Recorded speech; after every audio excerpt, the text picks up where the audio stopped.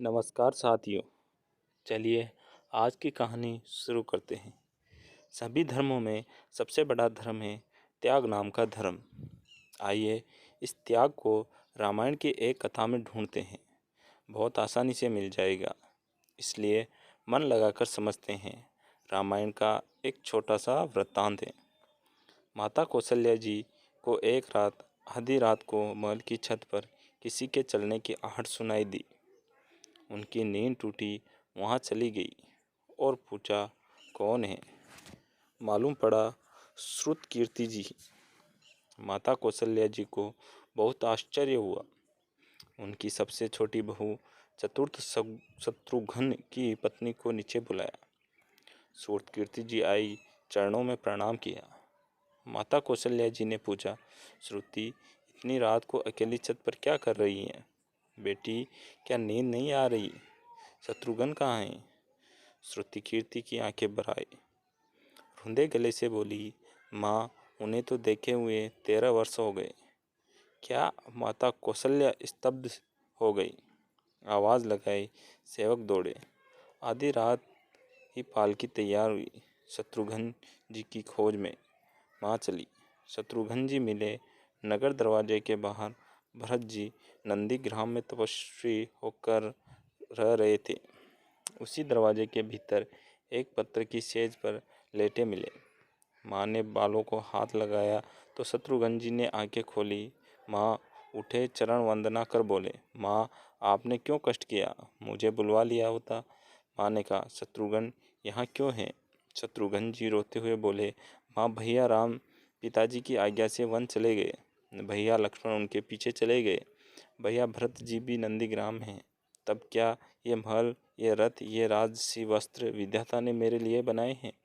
माता कौशल्या निरुत्तर रह गई। यह रामायण का त्याग पाठ आगे आगे देखिए, जाने कितने घाट। हर पल महसूस होगा जैसे कि यहाँ त्याग की ही प्रतियोगिता चल रही है और सभी प्रथम हैं, कोई पीछे नहीं। चारों भाइयों का प्रेम और त्याग एक दूसरे के प्रति अद्भुत, अभिनव और अलौकिक है। रामायण जीवन को जीने की सबसे उत्तम शिक्षा देती है। भगवान राम को 14 वर्ष का वनवास हुआ तो उनकी पत्नी सीता माता ने भी वनवास का प्रण कर लिया। वहीं बचपन से ही बड़े भाई की सेवा में रहने वाले लक्ष्मण जी कैसे राम जी से दूर हो जाते? माता सुमित्रा से तो उन्होंने आज्ञा ले ली थी वन जाने की। फिर जब पत्नी उर्मिला के कक्ष की ओर बढ़ रहे थे तो सोच रहे थे, माँ ने तो आज्ञा दे दी, परंतु उर्मिला को कैसे समझाऊंगा, क्या बोलूँगा उनसे? यही सोच विचार करके लक्ष्मण जी जैसे ही अपने कक्ष में पहुँचे तो देखा कि उर्मिला आरती का थाल लेके खड़ी थी और बोली, आप मेरी चिंता छोड़ प्रभु श्री राम की सेवा में वन को जाएं। मैं आपको नहीं रोकूंगी। मेरे कारण आपकी सेवा में कोई बाधा ना आए, इसलिए साथ जाने की जिद भी नहीं करूंगी। यह हुई त्याग की दूसरी महान भावना। लक्ष्मण जी संकोच में, कैसे समझाएं? परंतु उनके कुछ कहने से पहले ही उर्मिला जी ने उन्हें संकोच से बाहर निकाल दिया। पत्नी का धर्म भी यही है। पति संकोच में पड़े उससे पहले ही पत्नी उसके मन की बात जानकर उसे संकोच से बाहर कर दे।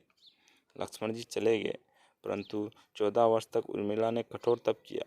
वन में श्री राम और माता सीता की सेवा में लक्ष्मण जी कभी सोए नहीं और यहाँ उर्मिला ने अपने महलों के द्वार कभी बंद नहीं किए।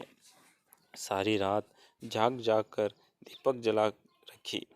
जब मेघनाथ से युद्ध करते हुए जब लक्ष्मण जी को शक्ति लगी और हनुमान जी उनके लिए संजीवनी का पर्वत लेकर लौट रहे होते हैं तो बीच में अयोध्या के ऊपर से गुजर रहे थे तो भरत जी उन्हें राक्षस समझकर बाण मारते हैं और हनुमान जी गिर जाते हैं।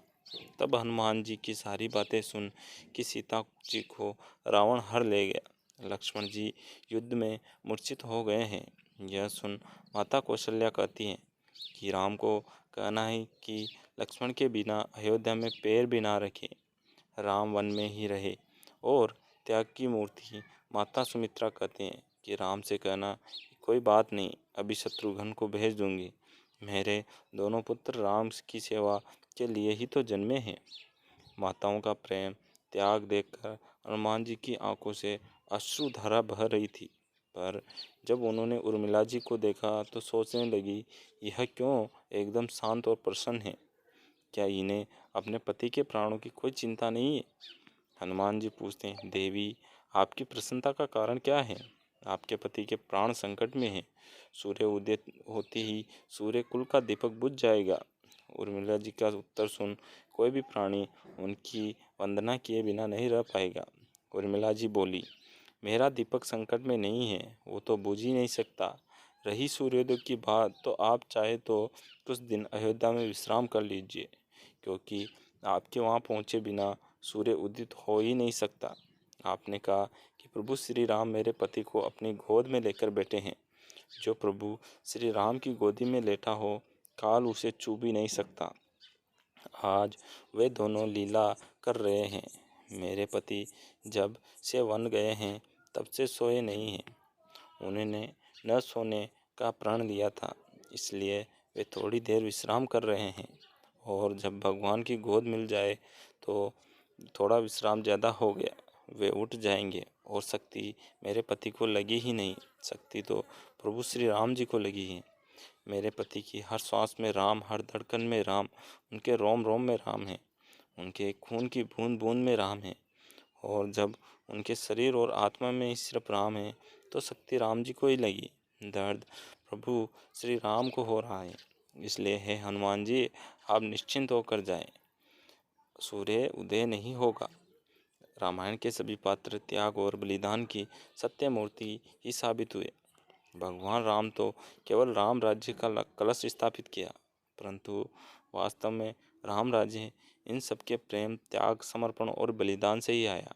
जिस मनुष्य में प्रेम, त्याग, समर्पण की भावना हो, उस मनुष्य में राम ही बसते हैं। तो दोस्तों, कमेंट के माध्यम से बताइए कि आपको कहानी कैसी लगी, और हमारे चैनल को सब्सक्राइब कीजिए। धन्यवाद।